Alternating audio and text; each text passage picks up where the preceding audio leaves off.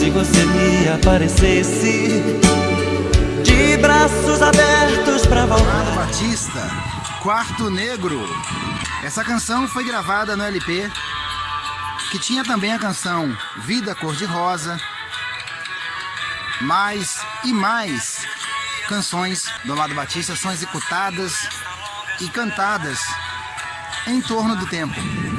E há também coisas interessantes, como por exemplo, Quarto Negro foi gravada por Amado Batista no LP de 1992, mas também foi gravada por Leandro e Leonardo naquele disco ali, um dos primeiros da dupla.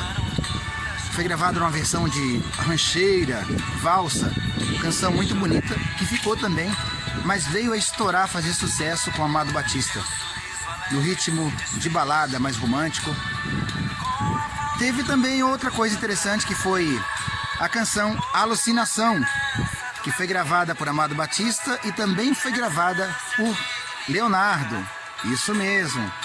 A canção teve destaque tanto com Leonardo como com Amado Batista. E várias coincidências em torno do tempo, como a canção O Iambu Chitão, que canta lá, o Iambu Chitão e o Chororó, foi gravado ali por Amado Batista no seu primeiro LP, que na época geralmente era feito com 4 músicas, um compacto ali, sabe? Mas foi gravado também por Chitãozinho e Chororó e outros cantores também da música sertaneja. Amado Batista também tem um filho que canta, tem a dupla sertaneja, e a ligação muito forte de Amado Batista com a música sertaneja é muito grande, tanto que já houve várias regravações de músicas que ele cantou e outros cantores também cantaram, como a parceria de Amado Batista com Léo Magalhães no DVD ao vivo de Léo Magalhães, a participação de Amado Batista com Eduardo Costa. Tá vendo?